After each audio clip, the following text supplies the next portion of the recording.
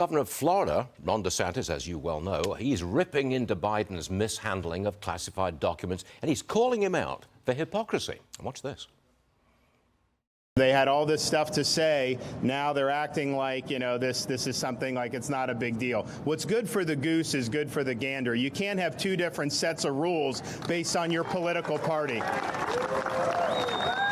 Perfect guest for this moment in time, Byron Donalds, Congressman and Republican from the great state of Florida. Congressman, I imagine you agree 100% with your governor, Ron DeSantis.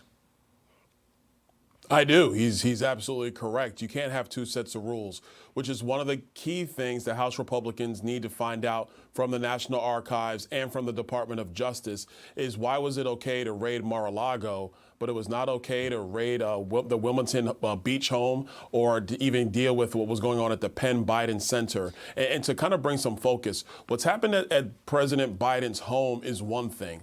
The one area that is still a major concern, even though the press is not getting into this not nearly as much, is what was happening at the Penn Biden Center, because that is where the top secret SCI documents were found. That is a place where Joe Biden was operating out of that office before he was president of the United States. And so I think we have to make sure we don't lose focus on the Penn Biden Center, even though everybody wants to focus on the Corvette in the garage and what was by the tailpipe. What do you think the public makes of this chaos? And I think it is chaotic to the outsider looking in. The chaos over the documents and the coming chaos over the debt ceiling fight. What do you think the people think about this? Well, the first of the documents is just pure hypocrisy, because you have the White House now in this posture of saying, oh, but we're cooperating. But when it was Donald Trump in the crosshairs, they were saying it was obstruction, maybe it was nuclear codes, how could he be so irresponsible, so on and so forth. But you have somebody who had classified information from before he was president of the United States, should not have had it. That is a violation of the Espionage Act. So it's a definite double standard and hypocrisy. I believe that's what the public is looking at. To the debt ceiling, this is the same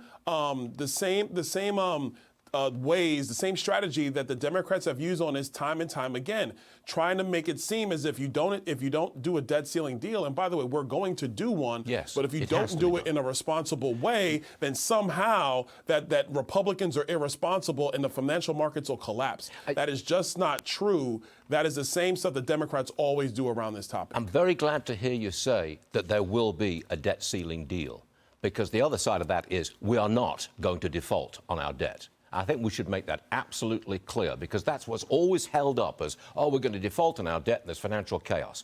I think you should tell everybody that, no, we are not going to default on our debt at any cost. You going to say that?